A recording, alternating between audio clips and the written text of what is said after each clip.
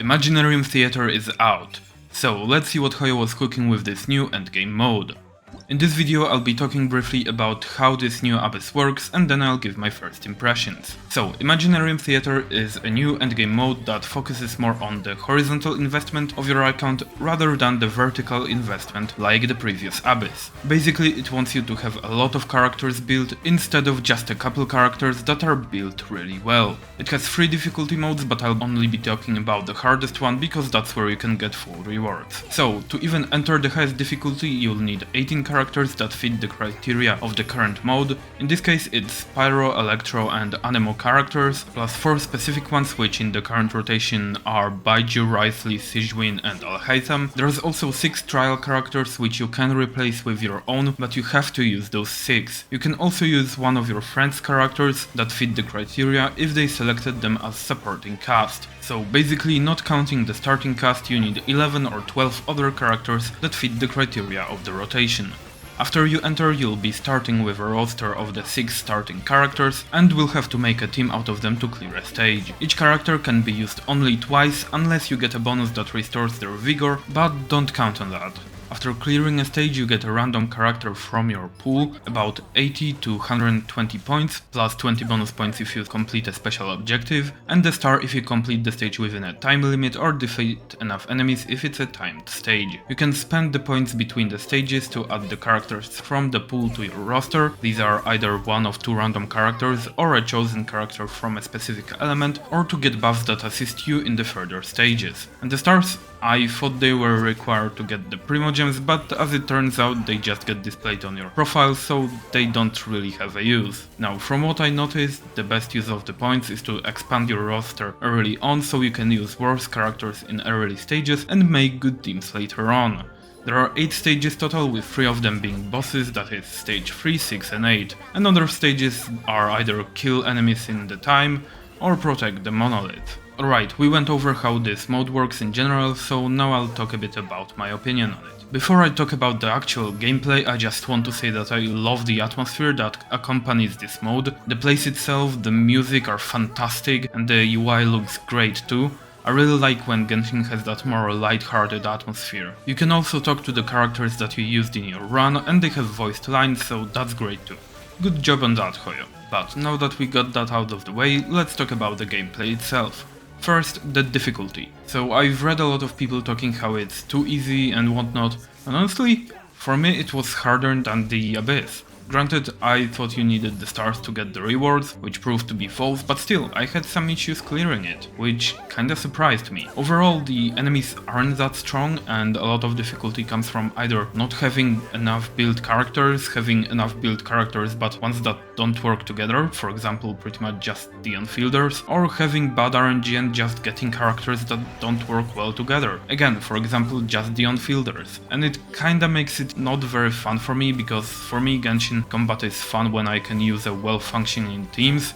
If I'm using 2 on-fielders with some random support that doesn't fit very well, it just doesn't feel good, but you know, that's just my opinion.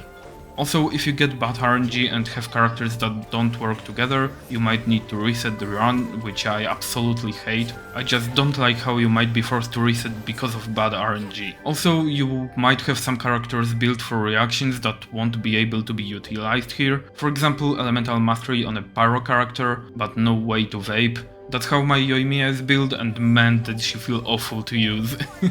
Speaking of Yoi, recently I've really been feeling like she's falling behind other characters. Like yeah, mine's good enough to clear Abyss, but the difference between her and others is becoming very noticeable. Sorry for the tangent, back to the topic. But yeah, most of the difficulty of the mode comes from the janky teams or characters not being able to utilize their potential, which can also be caused by the janky teams of course. As I mentioned before, because of the weird teams, the combat really didn't feel that good to me. I think the mode could be more fun if we didn't get random characters from the pool after each stage, but rather we could just choose any characters from the pool according to our needs. Of course it would make the mode easier, so they could balance the enemies to be harder or something, but it'd be nice if they could eliminate that aspect of RNG. One very minor problem with Imaginarium Theater is that after each stage I was forced out of the menu and had to interact with the book again, which overall is a very minor thing, just not sure why they made it that way, but that's just a minor issue. The biggest problem with Imaginarium Theater for me is that it just kinda feels like a way to make people pull for characters that they don't really want. For example, I don't like playing Geo. I generally like reaction teams, so I don't wanna play Mono Geo, and Crystallize doesn't provide anything to me, so the only Geo character I like using is Zhongli. But now, what if they add Imaginarium Theater with Geo? I should probably roll for Chiori or Navia, right? Also, with how many on-fielders there are, am I just supposed to stop rolling for them and roll just for the off-fielders? Because from my clears, my main issue was getting too many on-fielders added to my roster. Also, who said that the criteria of the characters are going to be their elements? What if we suddenly get a rotation that requires you to use only, let's say, Inazuma and Sumeru characters, and it just so happens that you don't really have characters from those regions? Of course, it's just a what-if scenario and a bit of a doomsaying, but it makes me a bit worried about what they can do in the future, because, as I said, it just kinda feels like a way to make people pull for characters they normally wouldn't, which, you know, not entirely unexpected out of a gacha game, but just sucks to see. So, my opinion on Imaginarium Theater? Not very happy about it.